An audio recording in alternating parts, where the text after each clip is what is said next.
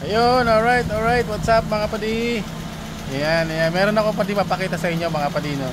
Ayan, kung nakikita nyo dito sa likod ko mga padi, isa itong Lancer na singkit, no?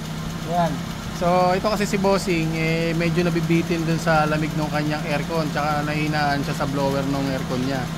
Tapos gusto niya yung malakas yung blower, tapos malamig talaga yung aircon mga padi. So ngayon ginawa natin ang paraan niya mga padi. Ito yung although tapos na, no, hindi natin na-document yung yung proseso ng paggawa, no, dahil hindi ako nakapasok dito siya pag medyo busy. Pero ito yung resulta ng ginawa natin. Attach ko na lang yung picture, yung na-picturean natin. So ginawa natin dito mga padi, kinabitan natin, convert natin yung kanyang lumang aircon system into hanging type na aircon system, no? So ayan, attach ko yung picture para makita nyo kung ano yung naging itsura nya nung ginagawa natin, no, mga padi.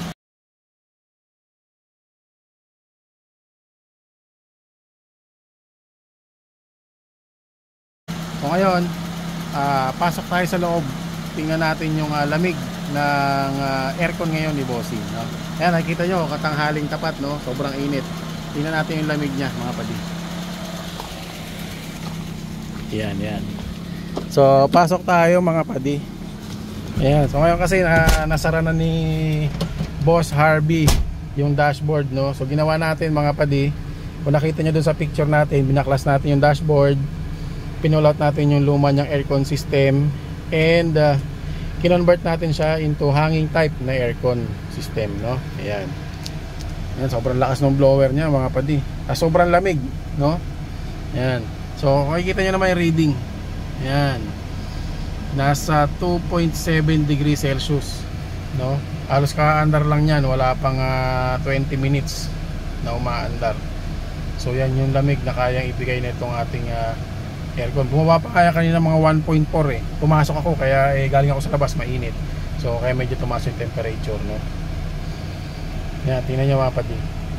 So yun yung ginawa natin na na solusyon dito sa Lancer singkit na to, para alam mo yon, mabigay natin yung gustong lamig ng sasakyan ni Bossing, tsaka malakas yung blower. Ayan, lakas ng blower niya mga padi. As yung lamig niya, ayan, diba? Sobrang lamig mga padi. Para mag 4 ka ng ganitong oras, no? Napakalamig niya mga boss. Ayan. So check nyo lang maigi doon mga boss sa natin. Doon sa in-touch ko na picture, hindi ko kasi na picturean yung kinabit namin na pyesa bago ikabit, tsaka yung process hindi natin na document, no? So ito na lang, resulta na lang yung ating napakita sa inyo mga padi. Pero ayan, naging naging successful, tsaka yun talaga yung usually na ginagawa namin sa ganitong modelo, yung hanging type na yun mga padi, usually ginagamit yun sa mga L3, no? Yan, labig na ito mga padi.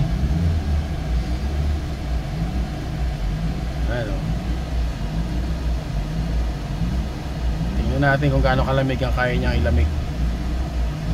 Lamig po mga padi. Ganitong oras, tingnan nyo. Tirik na tirik yung araw niya mga padi. Ganyan kalamig ang aircon mo. Solid yan. So ayan mga padi, tingnan nyo naman yung lamig niya mga padi. Nag-negative pa. Ang lamig na niyan padi. Celsius po yan, Celsius. Sa gabi na ito, sobrang lamig na ito mga padi. Garantisado yan. Ayun, sobrang lamig. Grabe. Ayan, baka nabibitin kayo sa lamig mga padi. Ito, pwede natin gawing solusyon dyan sa mga medyo luma-luma nating mga sasakyan mga padi. Ayun mga padi. So if interesado po kayo sa ganitong service namin mga padi, mag-PM lang po kayo sa aming page, and para mabigyan namin kayo ng quotation, and ma-explain namin sa inyo kung ano yung gagawin natin dito sa sakyan. Alright, so maraming salamat sa inyo mga padi.